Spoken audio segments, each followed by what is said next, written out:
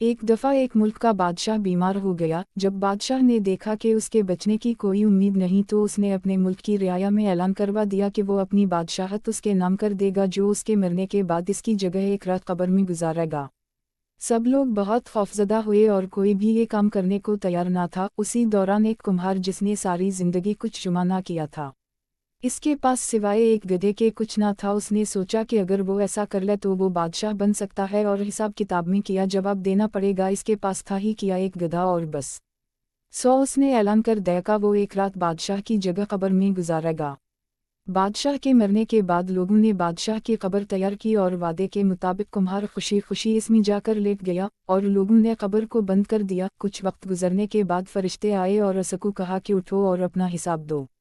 इसने कहा, भाई हिसाब किस चीज़ का, मेरे पास तो सारी जिंदगी था ही कुछ नहीं सिवाय एक गधे के। फरिश्ते इसका जवाब सुनकर जाने लगे, लेकिन फिर एकदम रुके और बोले, ज़रा इसका नामा अमाल खोल कर देखें इसमें किया है। बस फिर किया था। सबसे पहले इन्होंने पूछा कि हम भाई फलन दिन तुमने गधे को एक वक्त भूखा रखा था। इसने जवाब दिया, हम। फौरी तौर पर हुक्म हवा के असकू 100 दाल रे मारे जाएं। इसकी खूब धुनाई शुरू हो गई। इसके बाद फिर फरिश्तों ने सवाल किया, अच्छा ये बताओ फलन दिन तुमने ज़्यादा वज़न लाद कर असकू मारा था। उसने कहा कि हम। फिर हुक्म हवा के असकू 200 दाल रे मारे जाएं। फिर मार पड़ना शुरू हो गई। गर्ज सुबह तक असकू मार पड़ती रही। सुबह सब लोग इकट्ठे हुए और कब्र कुशाई की ताकि अपने नए बादशाह का इस्तकबाल कर सकें।